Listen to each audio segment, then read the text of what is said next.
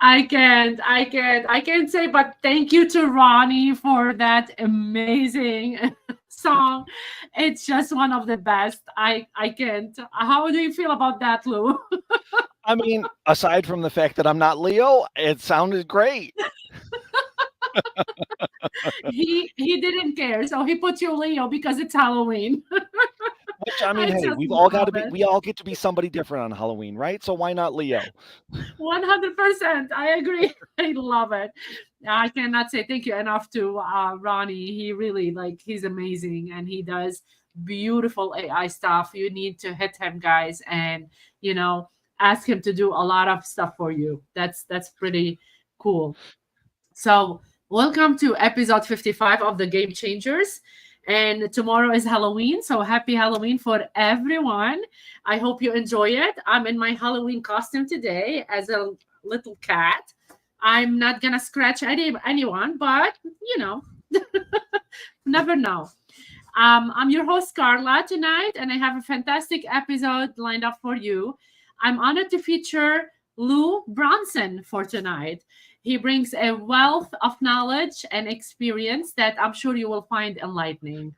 We will dive deep into some engaging discussions and explore fascinating topics.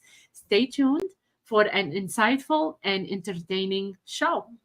Before I dive into tonight's episode, I want to extend my sincere gratitude for Evan, Iggy, JC, and the whole TSA crew for their invaluable support in providing me with this platform to engage with distinguished leaders and innovators within my community. Join me as I explore the lives and stories of my guests, uncovering their personal insights, experiences in fantasy football, and much more. The Game Changers is not your ordinary podcast. It has fostered a cherished community, and I'm honored to share this journey with all of you this evening. Lou Bronson. Who's Lou Bronson?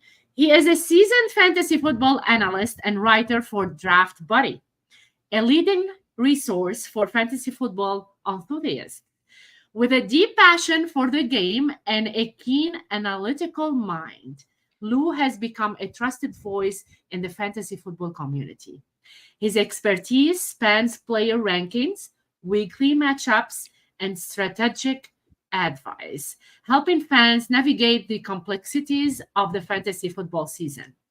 Lou's journey into fantasy football began over a decade ago, driven by his love for both football and statistics.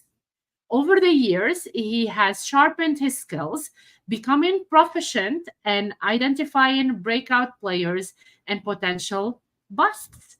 His articles are known for their insightful analysis and practical tips, making them a go resource for fantasy football managers looking to gain an edge. I saw a lot of notable achievements and milestones for Lou while searching about him this evening. He had a consistent top ranking, so his weekly rankings have consistently been among the most accurate in the industry, helping countless fantasy managers make winning decisions. He have a column, 32 Fantasy Thoughts, is a favorite, providing in-depth analysis and actionable advice each week. Lou is a frequent guest on popular fantasy football podcasts where he shares his latest insights and engages with the community. He has built a loyal following through his active engagement on social media and fantasy football forums, where they offers personalized advice and answers questions from fans. In addition to his written work, he is frequent guest on fantasy football podcasts and radio shows where he shares the latest insight and engages with the community. His dedication to the sport and his ability to break down complex data into actionable advice have earned him a loyal following. When he's not immersed in fantasy football, Lou enjoys spending time with his family, watching live football games, and exploring new statistical models to enhance his analysis. Lou, how are you tonight? I am amazing. Thank you so much for that, Carla. I hope everyone in their life at some point gets to be introduced by you because that is possibly the best introduction I've ever had in my life ever. So thank you so Oh, much for that. I'm really touched. thank you so much for being here tonight. That's part of my job. I'm so happy that you are happy. Thank you so much Well, for coming tonight. absolutely. You do a great job of it. So we've met. I don't know if by mistake or by anything, but you sent me a message. You DM'd me on X, and you asked me to be highlighted in one of your columns. So can Yep. you care to share what do you do with these columns and how you like try to connect with people like me in the community? Absolutely. So, and really, and I have to say, I see an upcoming spotlight of mine, Jameson Hutchinson, here in the comments. Um, Yes. what I look to do as part of my column, which, as you mentioned, is 32 fantasy thoughts every week during the season, is to put the spotlight on someone who and when I say we, it's myself and Mike McGregor, the owner of Draft Buddy, see doing a great job in the fantasy football community that might just not have the following or the reach for whatever the reason might be that we feel their work deserves. And there's not really any one set of criteria that we look for aside from it's good people doing good work. And I can't point to anybody better than someone like yourself for exactly that. So it's really as much as you say it's great to have me. I've loved every single interaction we've had since that time, and it's really been an honor getting to know you in as much as I have. It's my honor as well, Lou. Thank you so much. I really appreciate your words. So, can you tell us a little bit about how you got started in fantasy football and what drew you to become an analyst? Yeah. What got me started in fantasy football? I mean, and I feel like this is the story for so many people like me. I grew up, I mean, absolutely loving football from the time I was watching, a Bills game, way back when and trying to figure out why they were booing when we made a good play. And my dad explained to me, Luke, no, they're not booing. They're saying Bruce. As legendary Bruce Smith is there wreaking havoc on the field. And from that point on, I was hooked. And it wasn't until when I was in high school, computers and the internet really started getting into everywhere and everything. And all of a sudden, fantasy leagues, which to that point had been, you get the Monday paper and you go through and you're tabulating the results by hand and sending them out to people. Well, all of a sudden, it's a lot more accessible. And so I was like, well, okay, so this is something that I can do, I can play. Cool. And from that point on, I would started looking for ways to play, and it kind of led me through a circuitous route and a winding route, and finding different groups and ways to play different sports. I did fantasy hockey and fantasy golf at certain points before I got into. I had no idea what I was doing. I was awful, awful. um, That's how we but learn. absolutely, I learned I am terrible at this, and I should not do this again.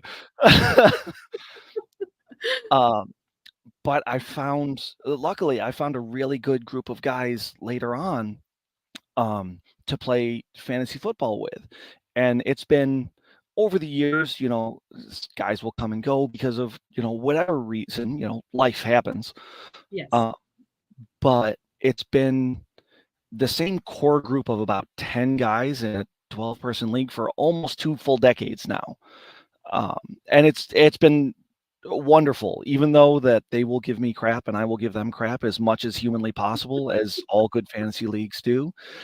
It wouldn't be the same without them. And it really was um, a friend of mine in one of those leagues who kind of encouraged me to start looking, as far as he was in some high stakes money leagues last year, and he told me that my advice and everything like that was vital to him. I mean, he won it all in a few different leagues, and he said it was in no small part because of me.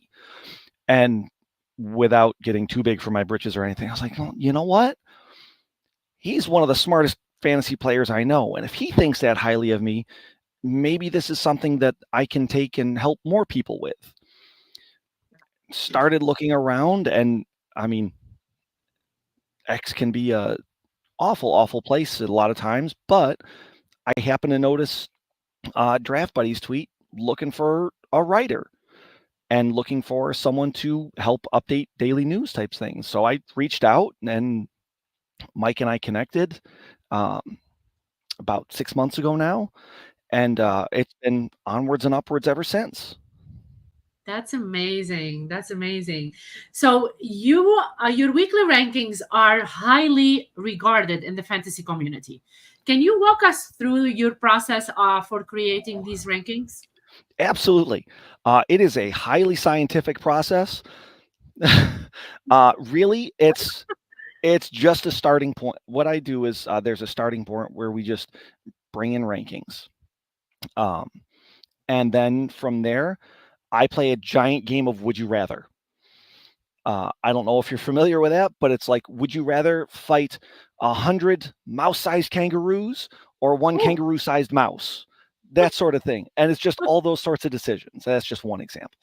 But so, for instance, this week it's would you rather start Sam Darnold versus Indianapolis or Joe Flacco versus Minnesota? yeah. And then, and it's like, okay. And I'm just playing that over and over and over and over again until I've got my rankings more or less. Wow. And I look at all sorts of things, whether it's um, recent fantasy points allowed to matchup data, such as how a particular wide receiver fares versus man versus zone and what the defense runs. But there's only so many hours in a day that you can do those sorts of things. And it really, more than anything else, 100% comes down to vibes. So, So Ronnie is in the chat and he's like, yes, I do believe he went back and he was listening to the show and he heard that it's not Leo, it's Lou. And he's like, who the heck is Leo? It's okay. It's Halloween. We're fine with that. We love you. yeah, We love you, Ronnie. And absolutely. he really loved the song. We Abs- really enjoyed it. I mean, Halloween's the one day a year you get to be someone else, right? So why not? I Let's go, agree. Leo. Let's Let's go, Leo. roar, right? Yeah, Roar. absolutely. Which, oh my Absolutely. goodness, that reminds me of my youngest. I call her my lion. So Yeah. Leo for that, See, perfect. Leo for that part is perfect. So see, you know what you were doing, Ronnie. So you've been known to identify breakout players before they become mainstream. What key factors Yes. do you look for when predicting a breakout season? I look for people smarter than I am who like them. Is first and first and foremost. Um, I'd be lying if I said I think we can all say to a certain extent that we are here because of the people that came before. I know myself. I've been reading Matt Waldman, for instance, for decades now. Yeah. And his rookie scouting portfolio and everything like that he puts out. So I've been a rookie junkie since before it was healthy for me in fantasy terms.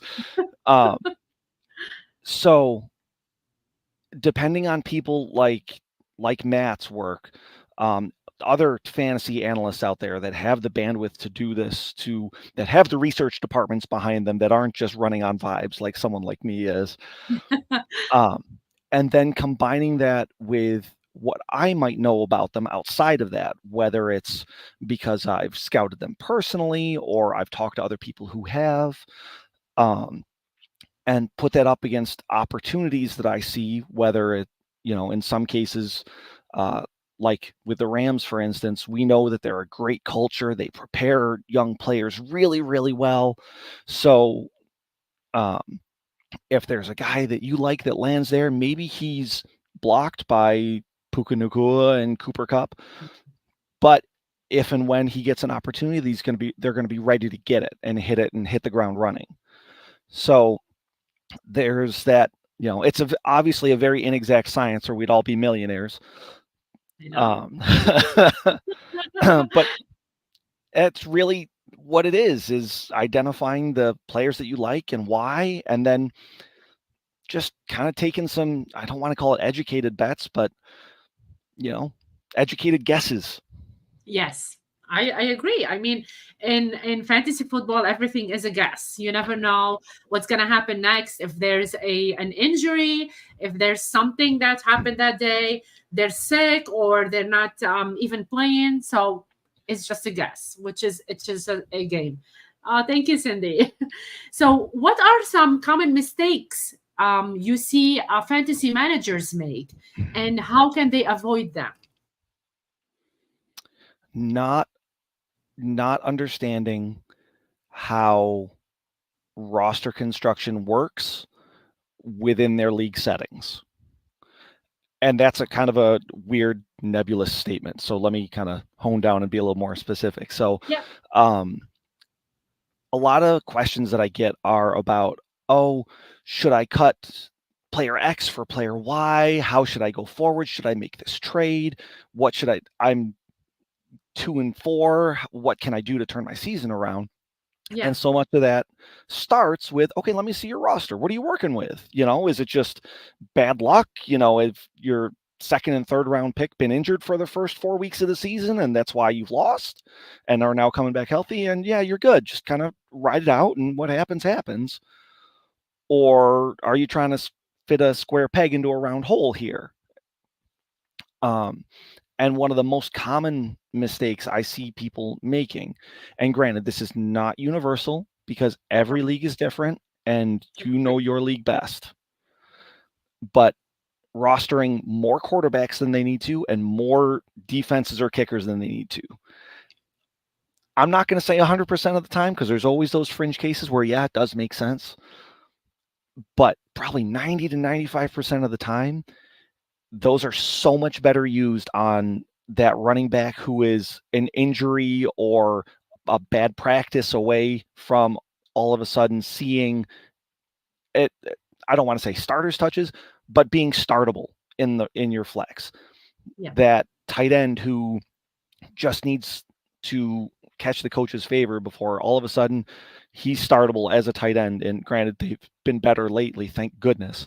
But early in the year, there was the tight end wasteland of 2024. Any of these little things that can give you that edge, even if it's just for a game or two, are so, so important when at the end of the year, you're trying to squeak into the playoffs and maybe it's a matter of like 5 points total on the season that makes that difference. That one or two bench spots for you can be a massive difference when you put it in those terms.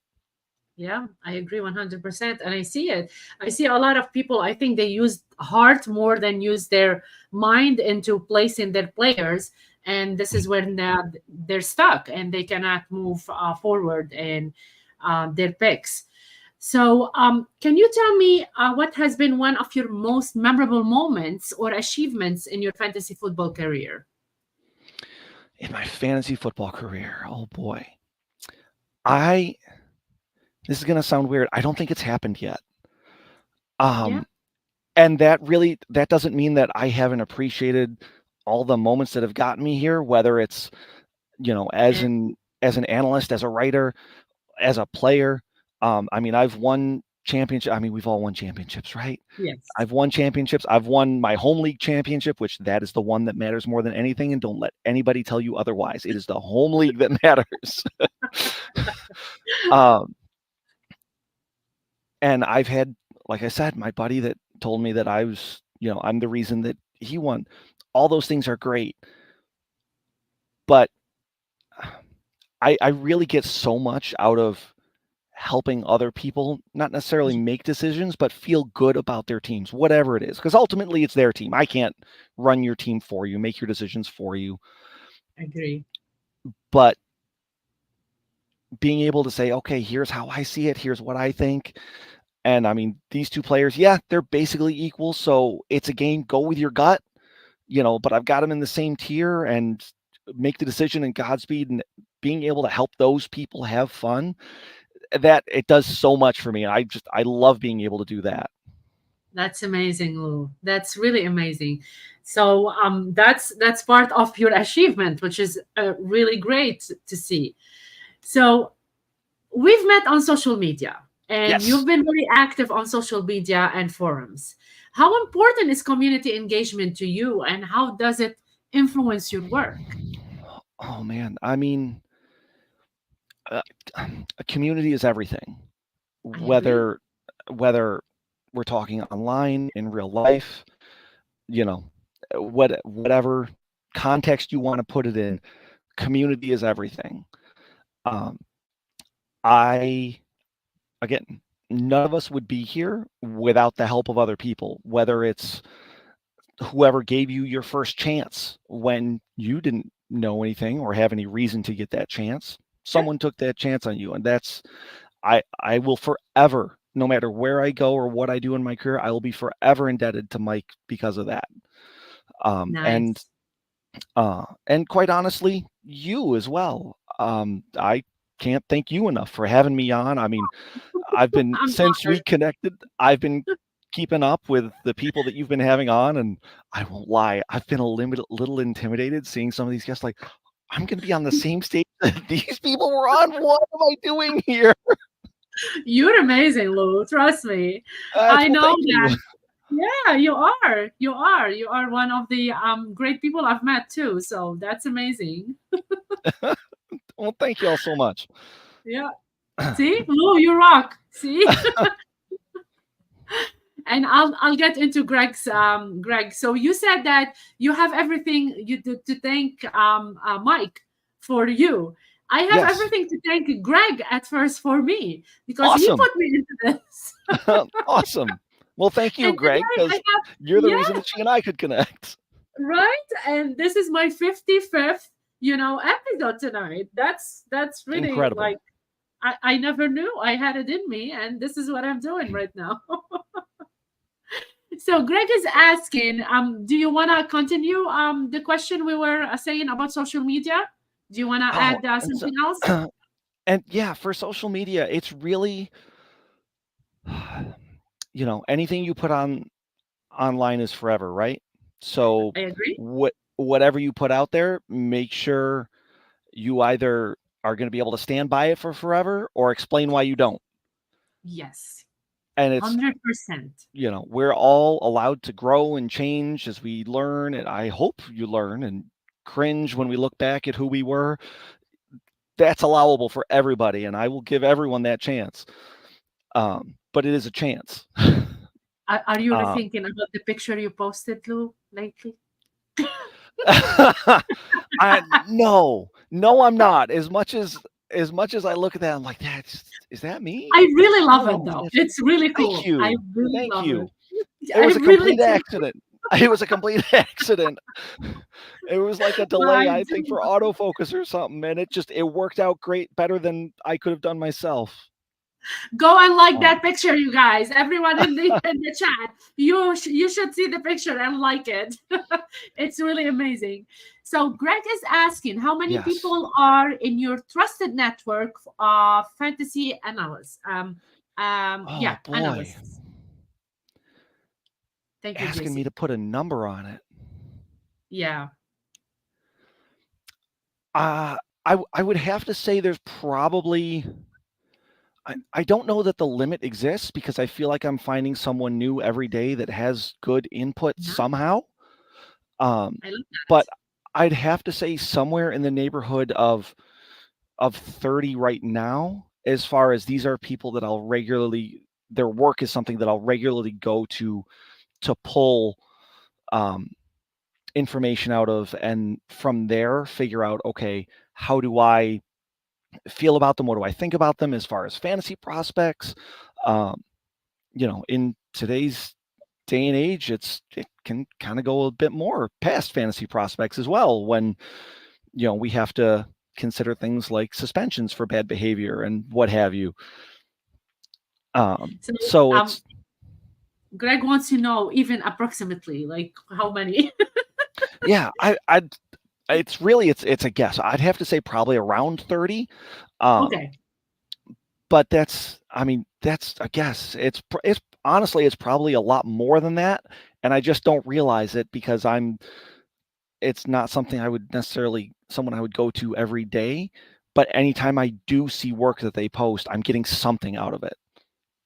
Yeah, that's cool. So I want to talk a little bit about your draft buddy. So you mentioned Yeah. responding to Mike McGregor tweet about Mhm. draft buddy looking for a writer. Yeah. Can you tell us more about that moment and how it felt to finally get your foot in the door?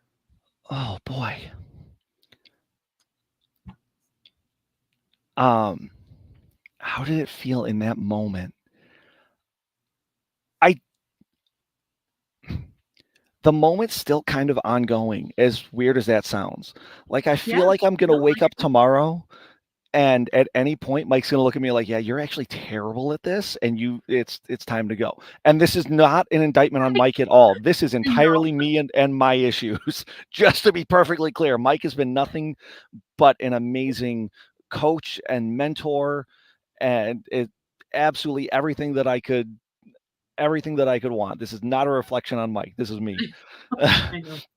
We're And perfectionists, so we need to do our best. That's why. absolutely, absolutely. And it's not just Mike though. It's anybody that I give advice to. I want to show up the same way for and Yeah, be that person that they feel that they can go to and trust for whatever reason. I don't know why someone would trust me over someone else, and that's really personal criteria that they would have.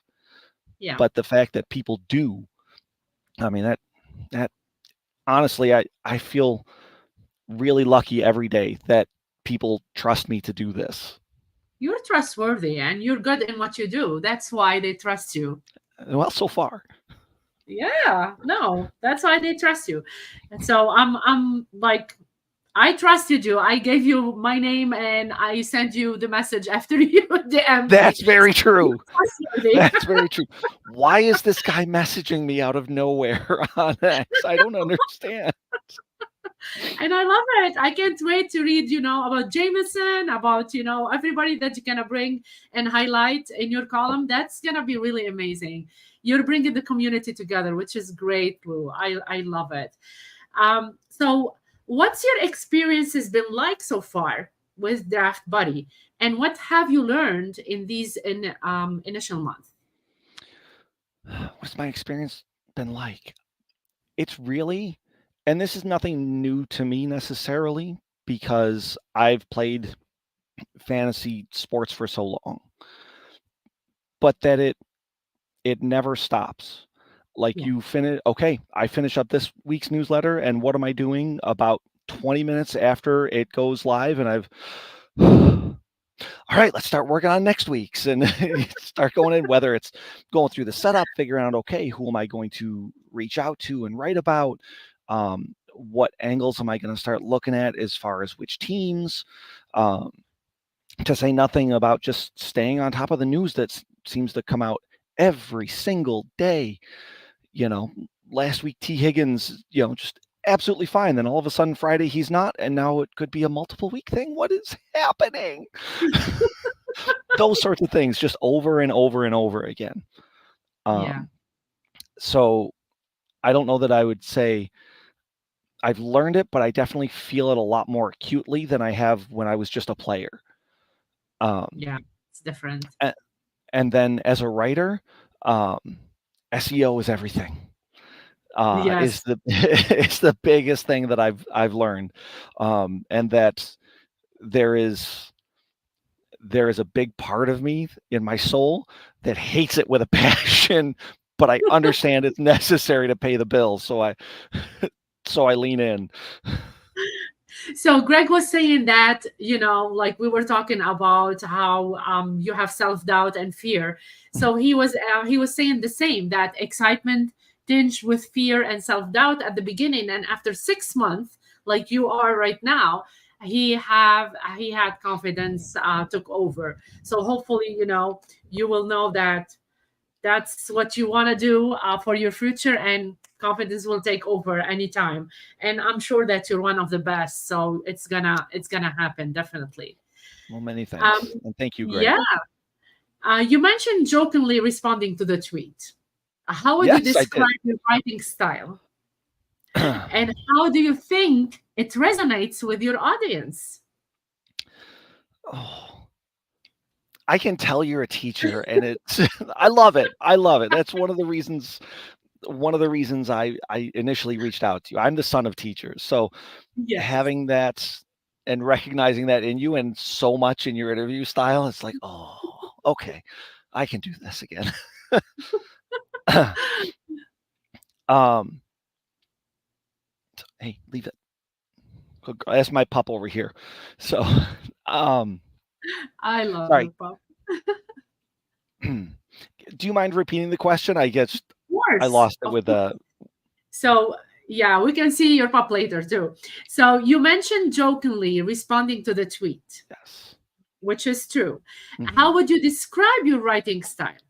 And Yes. how do you think it resonates with your audience? This is a game. We all play a game. Yeah, I believe games are meant to be fun. We put a lot of work into it. We as creators, people who play the game, they put a lot of work into it, and that's great. I want to help people have fun with it. I want people to have fun when they're reading what I write. Um, it's not always possible because I'm also trying to get you information in yeah, ways that is not going to bore you to tears. So I try to make it fun, not necessarily funny because I am not that arrogant, but fun. Those things that you'd turn to a buddy and say, get a load of this team or this guy over here. Those sorts of things to just kind of interject them here and there throughout my writings, just so you can help feel like you're not just getting useful information out of it, but also enjoying it for the time, whatever time that you are spending with me. I agree. Greg have another question for you, and he's wondering how many people don't know what search engine optimizing is. Care Ah, to tell so people? that don't know what SEO, search engine optimization is. Yeah. Well, I can thank my wife for this, who has been in Oh, online and nice. digital marketing for about 7 years now, and she is has ADHD as and is an auditory processor. Yes. So anytime she's working through any sort of problem, even though I know absolutely nothing about these things, I'm hearing about it as she's talking to me about them to work it through. Yes. So it's really just a matter of whatever your search engine of choice is, Google or Bing or what have you. It's just a matter of using, I don't want to call them tricks, but just using strategies that will help the content that you have appear more towards the top of those searches, rather than get lost on the dreaded second page of Google. That's crazy. So, for those looking to break into fantasy football writing, Mhm. what advice would you give based on your own journey? Just try. And that really, it sounds so trite, and I've hated everyone who told that to me over the years, and I hate them now even more because of how right they are. uh, What did they tell you? it's just, it's not too late. I'm no different than you when I started. Just whatever it is that you are thinking of doing, starting a YouTube channel, a TikTok account, a blogging website, whatever putting out rankings, does not matter. Just start doing it. Yes. I got lucky in that Mike took a chance on me before I ever had anything. I know that I wouldn't have needed a mic, for for instance, to do that for me if I had started before then. It's not easy. It is hard and can be kind of thankless. Um, but I there's nothing I do that is special per se. I firmly believe that anybody can do what I do as long as they're trying and keep putting one foot in front of another. Not anybody can do what you do, Lou. Well, Everyone is special in their own way. I'm the only me. I'm the only one Yes. that can talk in my voice, but I Yes. don't believe that in a broad sense, there's nobody that can't do what I'm doing.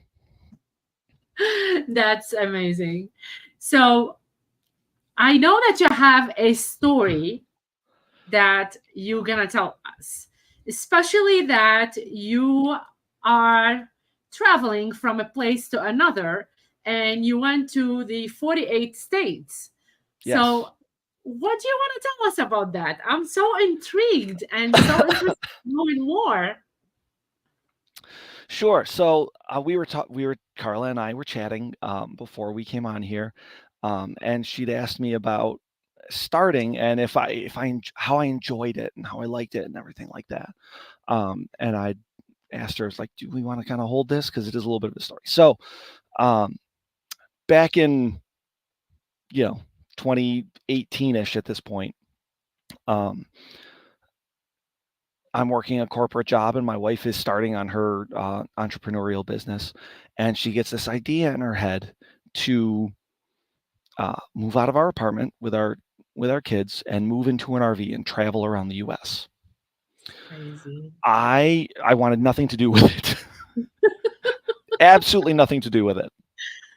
Um, Without going too far down a personal rabbit hole, um, we had talked about it and we'd agreed, okay, we'll do it for a year.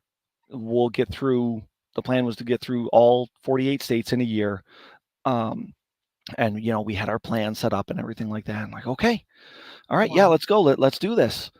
Um, so we set off in July of 2019, and then something happened in spring of 2020. I can't quite put my finger on what.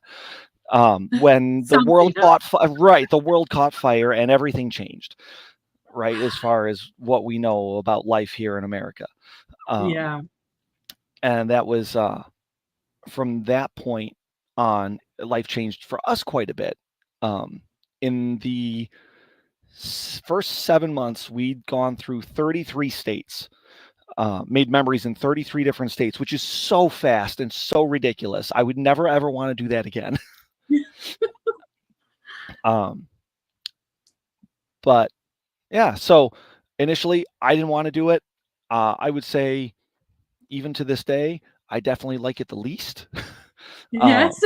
Yeah, yes. My wife would travel forever if she could. I'm Wow. much more of I want to be here and have my roots here so I can be safe here and I will go out from that. Yes. But having that security Safe uh place. Yeah. helps it, yeah. Um How about your kids? well, my oldest is much closer to my view on it, the 17-year-old. She was old enough to be in traditional school and have friends and everything like that. So that was a very difficult transition for her. For the last 2 years now, we've been in Western Washington, near Seattle, for mostly started off as medical reasons, but we've actually been able to start putting down roots here, kids making some friend networks and that sort of thing. And that's helped her a lot as far as that goes. Um, our other three have been a lot better with it. Um, our youngest two in particular have become so close knit and best friends because of it. Wow. There's so much with like sibling rivalry and that sort of thing. And I mean, there are times they disagree about things, but when I tell you that they are better friends than I've ever been with any of my siblings, I'm not exaggerating even a little bit. That's amazing. I just love it. So, over the course of 3 years, you visited 48 states. The way we put it is we made memories in 48 different states. Just driving Yes. through was not good enough for us. We had to do something. Some states it was a lot more of something than others, but we did something in all 48 contiguous states. Yes, no Alaska, no So, Hawaii. what's your memorable experience, the most memorable experiences or places that you visited during your travel? All right, well, let me give you my least favorite Least first. favorite. Yeah, Um, just to kind of, a lot of people will look at this life and think it's all rainbows and butterflies and everything thing like that. And I would be lying to you if I said it's not really great at times. Even for me, it really is. And I won't deny that. And any issue that you can have with a house or a car, you have in your life. And it's just if you have a problem with either one, suddenly you don't have a place to live. And that can be more than a little stressful. it is. So we were, oh man, we were about 9 months on the road, and just coming down this one random hill after hitching up and getting on our way in the morning one time. And all of a sudden, the sensor on our vehicle says trailer disconnected. Woo, Yes, that face right there, exactly. woo. What? Well, we can clearly see it's still behind us. So, okay, what? Um, Luckily, there was a gravel parking lot, just a completely abandoned lot right at the bottom of this hill, which we were able to pull in and get parked and start calling mechanics. Um, Long story short, our rotors basically had gone bad, not gone bad. Anyone who out here who's thinking of buying an RV, there will be issues with it. There is no two ways about it. It doesn't matter if it's right off the factory lot. There are issues that you don't know about, and I'm very sorry. Um, but it was one of those things that we would have had no way of knowing without taking it entirely apart before buying it, sort of things.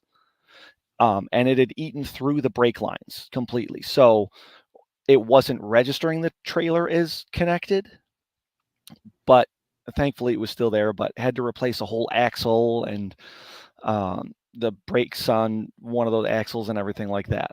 That was That's insane. right. That's And it's, crazy memory. I won't even, whoop, sorry about that.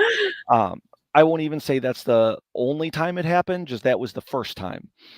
And Yeah. thus the most memorable. Uh, as far as my favorite time, and this is where it gets hard because I've been able to do some incredible, incredible things. Um, my personal favorite was visiting Yes. Astoria, Oregon. What is there? That's where they filmed the Goonies. Yes. Uh, so if you remember, like the rocks off the shore on the way to the restaurant as they're going up, those are there on Cannon Beach. You kidding me? I'm not That's amazing. the jail cell that's in the very opening of the movie. It was actually a library that they dressed up, did Wow. movie magic with. I actually have a picture of me hanging on the hook that the Fratelli brother was on and everything Oh like my that. God. That's crazy. I love Uh, it. the bowling alley where the initial ORV chase scene is shown, and Chunk smashes the milkshake on the window. That's all there, and this was just as things were starting to open back up after COVID had shut everything down. So Yes. like we got to go bowling there, and we were the only people in there. Oh, Um, that's the best uh, ever. I can't. That's it's really a memorable, like yeah, thing yeah. to have. Mikey's That's really house is there, and you can't go in Mikey's house or anything like that, but oh, they don't mind people coming up to take pictures, at the end of the driveway and that sort of thing. That's that's been my personal favorite. that's nice. I love Um, it. I love my that. my favorite for the family was, so for a number of years while we were traveling, my wife was working with a nationally syndicated um, blog for families with over 3 Yes. million readers, weekly readers. Yeah. That's Um, insane. and one of the things that she was able to do was reach out to places and say, "Hey, I write for this. I do the marketing for this. Would my family and I be able to come and spend the day here, free of charge, basically?" And Yes, of course. 99 times out of 100, they'd say yes. They're open anyways. That's You know, smart. our admission isn't going to cost them anything extra, and odds are we're going to spend money while we're there. It works great for everybody. So we've been able to do some absolutely amazing, amazing things that we wouldn't normally have gotten to be able to do. So It's we're amazing. in the DC area at this point. Washington, D.C., and we'd reached out to Williamsburg, Virginia, saying, hey, can we come and, do this for the day? And they said no. Ooh. Oh, oh, okay. Are you sure? Like, no, no. Okay. So we reached out to Busch Gardens instead, and they said yes. So instead of doing Williamsburg, Virginia, we took the family to Busch Gardens for the day, and it was great. And that's kind of Wow. this life summed up in a nutshell. Is it's all about being able to adjust on the fly. That's an amazing journey. Like when you told me you've been going with your RV like for like around the state and 48 like states, I'm like, I was jealous. I wanted to know more about it. And now that Yeah, I'm, listening to you, seeing the Goonies and stuff like that, these are such memorable stuff that you cannot buy. Like seriously, it's so memorable with the family, especially nowadays, like our family is disconnected, especially with the phones, with the games and stuff like that. And to yeah, go in an RV and get that family, together, it's such a memorable moment, even though that is just not doing not anything, just being there with the family. It's memorable by itself. I just yeah, love your journey. That's really amazing. yeah. And like I said, it's not all sunshine and butterflies, but I mean, I life never agree. is. You did. Whose life is butterflies and sunshines? No one. But that's No really one I know, cool. at least. So, having lived in various places like New Yeah. York, Washington, D.C., Phoenix, and traveled extensively, which Hmm. states or cities stood out to you the most and why? Ooh, boy, you do come with the best questions, I tell you. Um, Thank you. it's yes, yes, and you earned every little bit of it. Thank you. Um, Seattle, which where we are now, definitely stands out to me. Yeah, Um, it's a huge city, obviously, but it doesn't have the same feel to it that other big cities do. Like we've been through Boston and New York and Atlanta and Washington, Phoenix, LA. Like we've been through, I mean, Chicago, every big city this country has. We've been through it and experienced something there.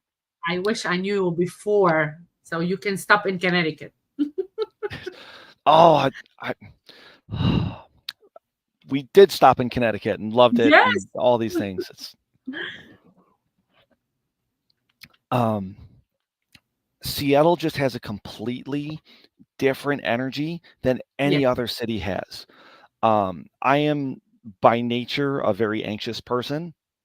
And anytime we're in a big city, my shoulders just unconsciously clench more and more the longer I spend there. And that just didn't happen in Seattle. Not the first time that we went, not the 20th time that we've gone. It's just I can breathe there, which Yeah. might just be a me thing, but it's still true. Makes sense. Um, say that, and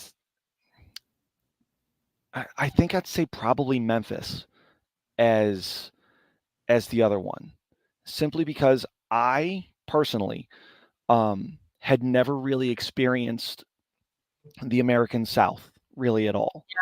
I just had my New York breeding and education, if you and Western New York, not the city, Western New York, which is more, yeah, more the middle of the country than anything. Um, and the city of Memphis, um, between the music, which Nashville is known for the country music. That's where the corporate country music is, and Memphis is where the real country music is how I Yeah. would put it. Um, between that, um, the Civil Rights Museum, and where that's where Martin Luther King Wow. lived and was killed. Um, being able to see his museum and go through that with the kids and really experience that with That's them, especially in light of everything that was going on in 2020 and 2021 at that point, and really being able put how did we get where we are from where we were, and kind of just bridge some of those gaps. Um, but then at the same time, like I said, the culture there, I have enjoyed the food going around this country so much. Yeah, I'm not going to call myself a foodie by any stretch of the imagination, but I do love good food. Oh my me too. goodness. Oh my It's goodness. amazing.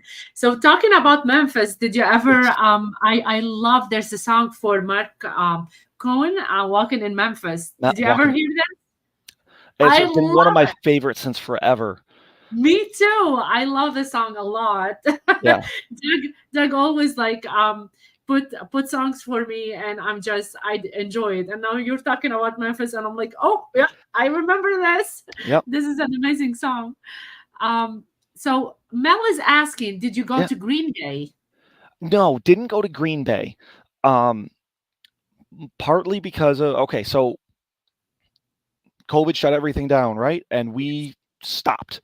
Um, because there was, if you think back to when that happened, there was a lot of questions in the RV community. What's going to happen to us? Our park's going to shut down. We were using, it's kind of like Airbnb, but for RVers, where people would open up part of their property and say, yeah, you can stay here for a few days.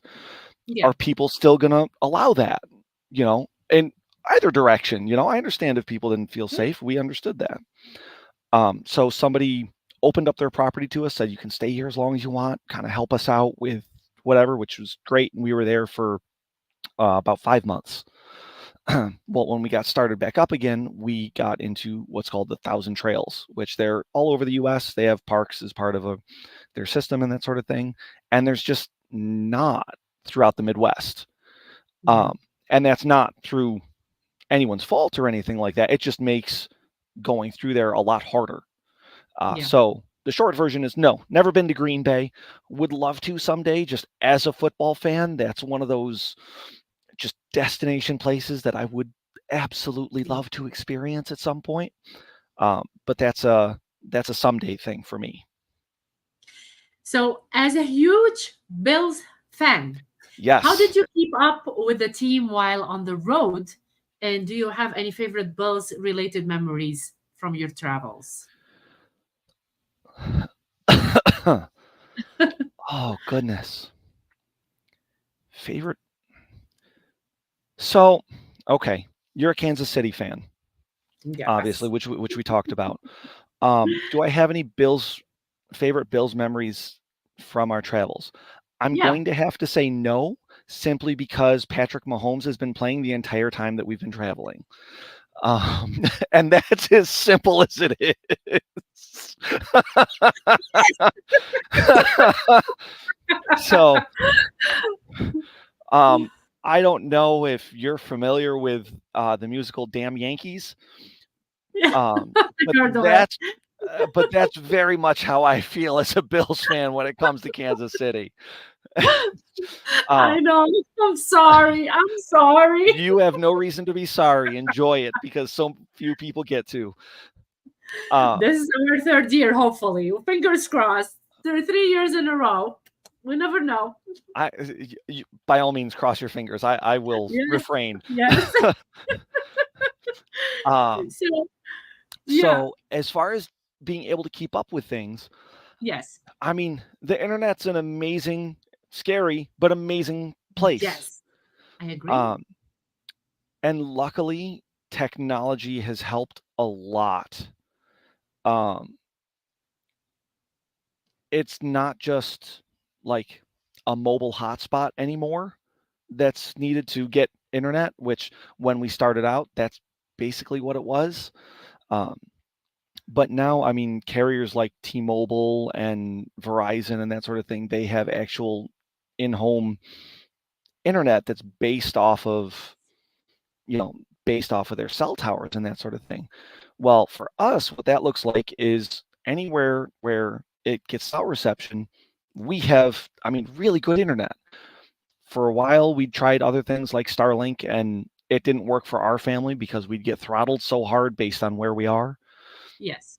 Um, but yeah, that's really the long and the short of it. Is It's amazing. technology is it's a phenomenal thing. Scary, It but keeps you phenomenal. connected. It is. I agree. I agree with you. So, after experiencing so much of the US, where Yes. did you and your family decided to settle down, and what factors influenced that decision? Well, we haven't actually settled down yet. Um, we do we do love the Seattle area in Western Washington. We do love it. It is ridiculously expensive. Yes. It is Everywhere, abs. Lula, right now. It is, but Crazy. it isn't. I don't get me wrong. I hear you, and it is valid. I know we are not alone in feeling that crunch, not by a long shot. You're going around, you know what's different, definitely. I agree with you. Like w- right now, we're in a town of about 20,000 people, so I mean, Yes. small town. The median house price here is over $750,000. Exactly, Yeah. exactly. We're trying to find a house, and 400K right now, Hmm. it's like trash, to say the Yeah, least. yeah. It's unbelievable. We had we were looking just for fun. This was about a year ago now. Yeah. And we saw this, going through the listings in this one house. It literally had a hole in the kitchen roof and floor, like bigger than bigger than me. I'd say probably 8 to 10 foot hole. $600,000. Like, Yes. what are we doing here, people? What are we doing? I'm like, we're So, paying so much money to repair. It's ridiculous. right, it's at that point I'm paying $600,000 to be able to knock down Yes. this house and build. No, no, I'm with you. We're trying to find a home right now as we are going around the market, and the market is really crazy. So I am yeah, with you with that. Mel, we're not kidding. Guess way. yeah, It's awful. It's yeah. awful. So if you ask me where would we like to be, we'd like to be here. We know it may not be realistic long Yes. term. Nice. um, uh, about almost 2.5 years ago, my wife had pretty major oral surgery, Yes. where we had to be local here for the next few years, just for checkups and make sure everything was okay. All that sort of stuff. Um, Definitely. so we've been in the area and we like it well enough for now, but we also, especially since um, what she and I both do for work allows we can really do from anywhere. If Yes. we have something that pulls us to go somewhere else, we do have the ability to do that. And we're definitely open to that. Like there's been places that we really liked Atlanta when we went, Yeah. Atlanta is um, beautiful. not just for the city. I mean, the city, it's incredible, absolutely incredible. Um, and I mean, Georgia, so I feel like I could live off peaches and be a happy person. Um, but we also have family both immediately north and south of it as well. So where there's nobody out here where we are, it's entirely across the country from everyone. So that would be Yeah. something that would pull us there. So we've talked about it. The fact that neither of us really enjoy snow kind of eliminates a lot of the Midwest and Northeast. So you're never coming here I to Canada. never is a long time. Um, we've kind of believe it or not, we've discussed how much snow is too much snow. Um, like 6 inches at a time. That's fine. If we're talking regular snows of 18 inches or more, that's a bit much. I'm used to it. I love my four seasons. So I live in a country with four seasons, and I cannot go and live somewhere that doesn't have four seasons. Nope, So and I love my four seasons. your fall is second to none. Fall is Yeah. already a great season, and y'all's Yes. fall is, I mean, I So cannot pretty. give it. It's pretty. The air feels good. It's Yes. crisp. You can breathe. You can wear all the comfy clothes without being cold. Yes. It's it's it's perfect. Yeah. Um, So Mel is asking another yes, question, especially that you spoke about Atlanta. She's yes. going in December. Hmm. So what's one thing that she should see or do while she's there? Okay. So, first of all, anytime you ask this question, you're going to get way too many things to possibly do in the time that you spend there. Forewarned is forearmed. That's all. Um, I'm going to give you two. One is the Coca-Cola Museum. Super fun. It's kind of I'm coming mindless. with It's kind of mindless, but it's great. And at the end, honestly, and this is what I remember more than anything, you get to try Coke products from all over the world, which wow. you I never realized. I know my kids definitely didn't. My wife didn't either, but I never realized just how different regions of the world's sodas are in flavor, in types, in variety. Some of them were truly terrible for my palate just because I'm not used to them and that sort of thing. Um, but yeah, that was really cool. That and the aquarium. There are aquariums all over the US in every city, and they're all great. No notes. The Atlanta aquarium, the best by far. And I can't, it's just more aquarium-y than all the than all the others. So I love if that. if there yeah, if there's two things that I would recommend, say those are the two things. Okinawa aquarium is massive. Oh, I Yeah, can maybe. imagine. I can Yeah. imagine. Never been to So Okinawa. going around, did you ever go to the expo by any chance in Ohio, Lou? I've never been to the expo. Um, Are you planning to? yeah, I'm gonna say yes-ish. Yes, Um, ish. and um, simply because being on this side of the country, Yes. it's a much different task than venturing around the Northeast.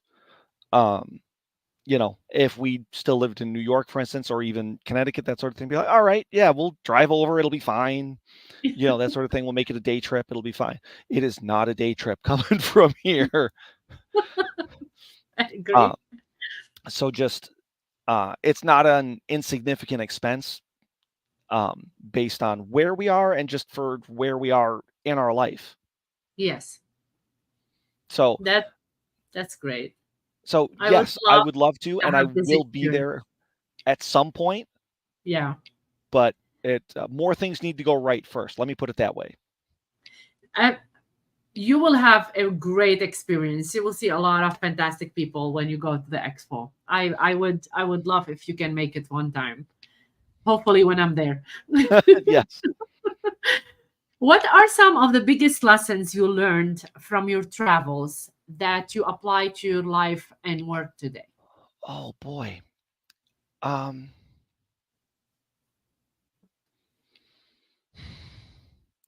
how to boil it down to a lesson or lessons.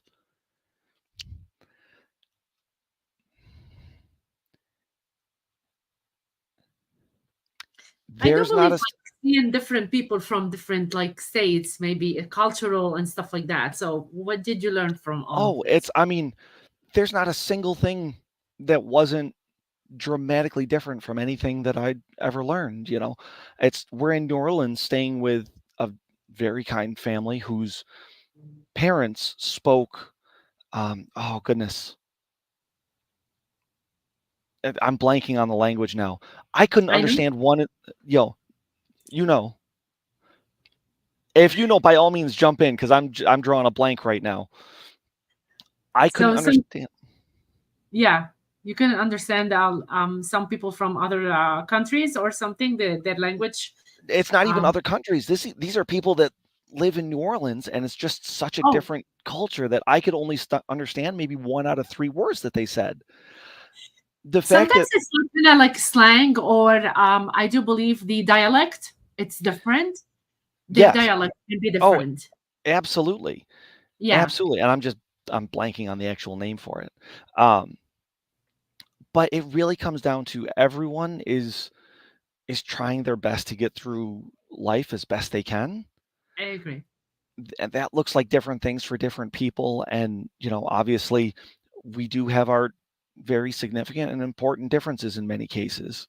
Yes, But at the end of the day, we're going to get through it together more than anything. 100. We talked about community, and this has really been one of the biggest things that I've learned is that it is all about community, whether it's within the RVers community, which is a very tight knit thing. If something goes wrong on our RV, there'll be four people here that we've never met before, offering to Right. help, offering expertise, actually helping, whatever the case may be, to people that live in more traditional sticks and bricks houses, if you will, um, being willing to help a stranger, help their neighbor. Um, it, it's amazing how little of an action can mean the world to someone. I agree. Simply being a human being. That's it. I love that. That's really cool. So before we end, Lou, Yes. it's I don't want to end this episode. I'm having so much fun, but I do have a question that I always ask my guests. Oh, I was so prepared too. So I always do. Yes, So hit me. hopefully you have something for me. What kind of a secret you can share with me that you never ever spoke of ever before, and you can share it on the Game Changers with me tonight? Absolutely. So, first quick question, because I'm hoping you say yes. Is it okay? This is not a secret per se, but it's not something that anybody knows. Does that No, qualify? that's fine. It's a secret still. If Okay. nobody knows. Okay. My very first interaction on Twitter was with Joe Theismann, Okay. like the Hall of Fame Washington Redskins quarterback who got his leg broken by Lawrence Taylor. That was my Wow. very first interaction on Twitter. Oh my God, you're kidding me. How did it I'm go? not. I couldn't even tell you now because it was. I mean, it was still Twitter, first of all. Uh, Yes. it was. I mean, what, 10, 12 years ago now? It was I 2002, right? That's when you started Twitter or something like that? I'd have to look. It's been too long now. 2012 maybe, I think. But Maybe. Yeah. I saw something like that too at the end. yeah, So just checking. it That's was. awesome. I couldn't even tell you what the situation was or anything like that. But I'd replied to a tweet um, about something, and I'd mentioned Joe Theismann, and he comes in and actually replies to my tweet about him, and I You was just, kidding me? no, no, that was You my have to search for it and take a picture and tag the Game Changers with it so people can see it. That's it's amazing. yeah, it's like it was at that point I was like, okay, well, I can't leave now. I don't care how dumb this site gets. I'm stuck. That's So pretty amazing to yeah, to hear on here at the Game Changers. Thank you so much for sharing that. I really absolutely, it's appreciate been my it. pleasure. Lou, I really don't want to end the episode, but we've been like more than 1 hour, and Jeez, I'm so sorry. your story is amazing. It's beautiful that you shared it with me. I'm super honored that you came to the show, and I cannot thank you enough. And I cannot wait to see more and more about your work and how the writing journey will lead you to more and more greatness. I'm sure of that. Oh, well, thank you. So before I conclude, Yes, could you let our audience know how they can connect with you and where they can find you on social media? absolutely. Um, Absolutely. And I mean, before I get into that, I cannot say enough good words about you yourself, Carla, as a Thank you. hostess, as a newfound friend, all the things you've been. I mean, your energy is obviously infectious. You're wonderfully encouraging and thoughtful in everything that you do. I'm so glad that I reached out randomly that one day and that you gave me the time of day, which you really did not need to. Uh, Um, Thank you. I appreciate that. Thank you. Absolutely. So where you can find me on socials, um, on X, Twitter, whatever you want to call it, at BrewPython27. I Mhm. have the exact same handle on Blue Sky as well, if that's what you prefer. Um, I am also around the Discord worlds. Um, my handle is actually Mythcarion, Mithcairon. It's actually my full name in Tolkien Elvish, believe it or not. Uh, Wow. yes. Oh, I am a nerd to my bones. That's amazing. I love that. Nerd to my bones. Absolutely. I'm a Um, nerd too. I love it. No wonder. Yeah. Um, and then obviously, right now, all the fantasy football content that I produce is on Yes. draftbuddy.com. Uh, we put out the 32 Thoughts weekly. We have weekly rankings for fantasy football, and when it comes fantasy baseball season as well, we do all that as well. I'm not the baseball guy. In fact, he's looking. So if y'all know anybody, send them Mike's way. You Um, heard it here. absolutely. But that's where you can find me. That's awesome. Thank you for tuning in for this episode of the Game Changers. We hope you enjoyed our conversation with Lou Bronson, Leo, if you might know him at some point, and gain some valuable insights into his world and the world of fantasy football. Thank you, Leo. Uh, I'm gonna call you Leo from now on. I'm done.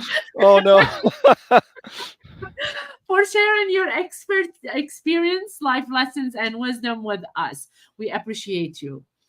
Join us for the next episode of the Game Changers on Wednesday, November 6th, when I welcome Jesse Morse as my special guest. I also want to express my gratitude to Evan, Iggy, JC, and the whole TSA team for their continued support and providing me with this exceptional platform, sharing my guests' authentic stories and experiences. A special acknowledgement is for JC behind the scene, who's always there sharing, doing everything behind the scene without anyone seeing him, but I cannot express my gratitude for him. Your contribution behind the scene is noticeable and appreciated, and your efforts are deeply appreciated, JC. Thank you. Don't forget to subscribe for the podcast and leave a review. Your feedback help us improve and reach more viewers like you. Follow us on social media and stay updated on upcoming episodes and join our community, the Sports Affiliation, where everyone is welcome. Until next time, keep challenging the game, making your mark. This is Carla and Leo and Leo, Lou yes, and Leo. and Lou signing off. Have a great evening, everybody. Thank you so much.